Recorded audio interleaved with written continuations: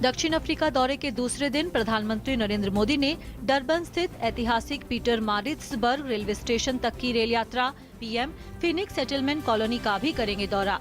दोनों जगहों का राष्ट्रपिता महात्मा गांधी से रहा है करीबी नाता। प्रधानमंत्री नरेंद्र मोदी ने कहा, दक्षिण अफ्रीका मंडेला की है जन्मभूमि और महात्मा गांधी की है कर्मभूमि।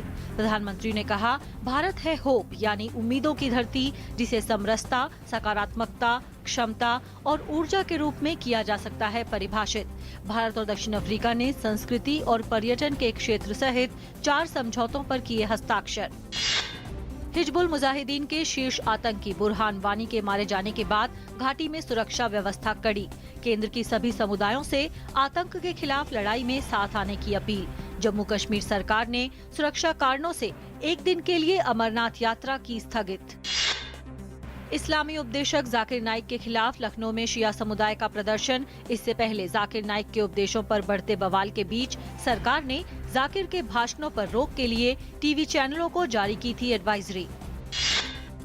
भारी बारिश के चलते आई अचानक बाढ़ से उत्तर पूर्वी राज्यों में 1.5 लाख से अधिक लोग प्रभावित।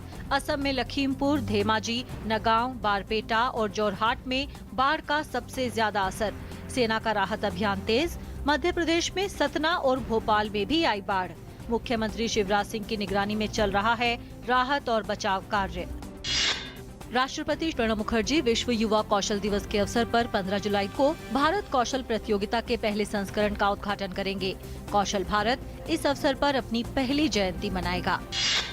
वित्त मंत्री अरुण जेटली ने कहा है कि देश में आधारभूत संरचना के विकास और औद्योगिकीकरण की गति तेज करने के लिए अधिक निवेश की जरूरत है।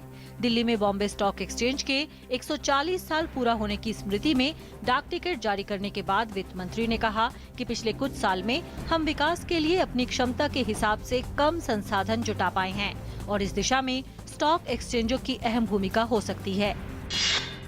मेरठ के छावनी इलाके में स्थित एक अवैध रूप से निर्मित इमारत को गिराने के दौरान 4 लोगों की मौत हो गई।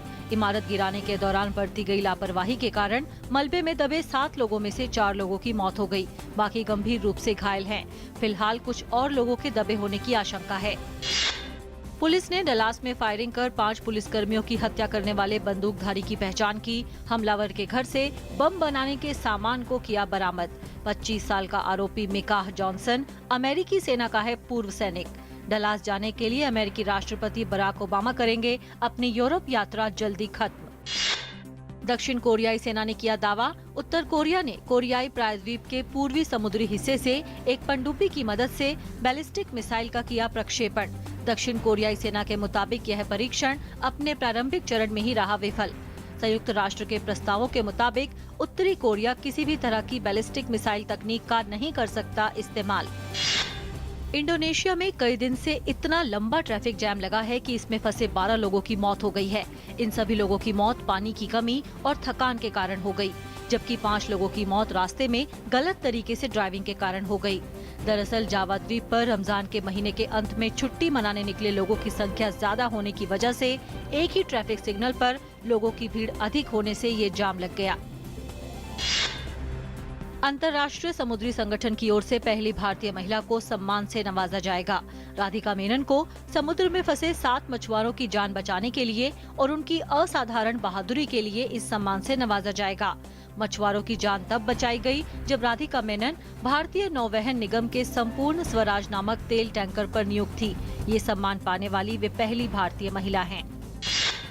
विंबलडन में पुरुष एकल के फाइनल में एंडी मर्रे और मिलोस रावनिक के बीच कल होगी खिताबी भिड़ंत। सेमीफाइनल मुकाबलों में मर्रे ने टॉमस बर्डिच और रावनिक ने रोजर फेडरर को हराकर बनाई फाइनल में जगह। वहीं महिला एकल वर्ग के फाइनल में आज कर्बर का मुकाबला सेरेना विलियम्स से। यूरो कप के खिताबी मुकाबले की लाइनअप तय। मेजबान फ्रांस का सामना रविवार को पुर्तगाल से होगा। फ्रांस ने जहां विश्व चैंपियन जर्मनी को एक तरफा मुकाबले में 2-0 से हराकर फाइनल में प्रवेश किया, वहीं पुर्तगाल ने अंतिम 4 में वेल्स को हराने में सफलता पाई। यूएस ओपन बैडमिंटन चैंपियनशिप में भारत की इकलौती बची उम्मीद शटलर अजय जयराम सेमीफाइनल में पहुंचे। क्वार्टर फाइनल मुकाबले में अजय जयराम ने भारत के ही आनंद पवार को एक तरफा मुकाबले में 21-11, 21-11 से हराया।